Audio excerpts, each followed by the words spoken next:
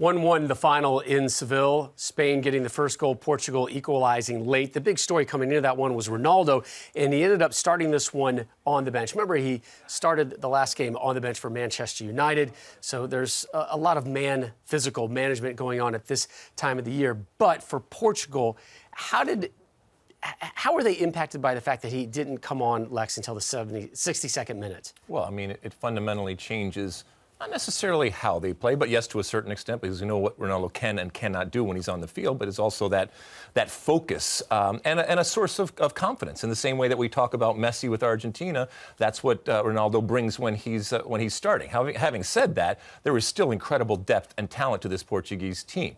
However, it remains to be seen whether they can put it all together. They were very erratic today. They took almost a whole half to even start to play. Much better in that second half. But when I look at this Portuguese team, a good friend of mine who's a huge Portugal fan said that they were trying some things on. Fair enough, all right? But eventually you got to decide what you look good in, and those are the clothing that you have to get, and that's the one that you have to be comfortable wearing. And we'll see. They have a few months here before the World Cup to figure it out. So you mentioned the World Cup. Portugal is off to their 8th World Cup. Spain is off to their 16th. Of the two, who do you see right now going deeper in Qatar? If everyone is fit, and that's a big if, right? And that's one of the bigger challenges as you get closer and closer to the World Cup. But when I'm looking at the depth of the rosters, I talked about it in the pregame of the game, and Portugal's team is dangerous. And then when you have a guy like Ronaldo, you always have a chance to get a goal. If you're down in the 89th minute, you know that Ronaldo can potentially get you back into it.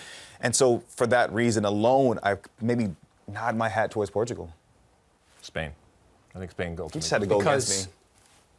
I think that they are a better team, ultimately. They're not as flashy, plenty of talent on both sides, but I mean, look, if Portugal puts it all together, they got plenty of talent to and if they do put it all together, it's going to be because of Ronaldo.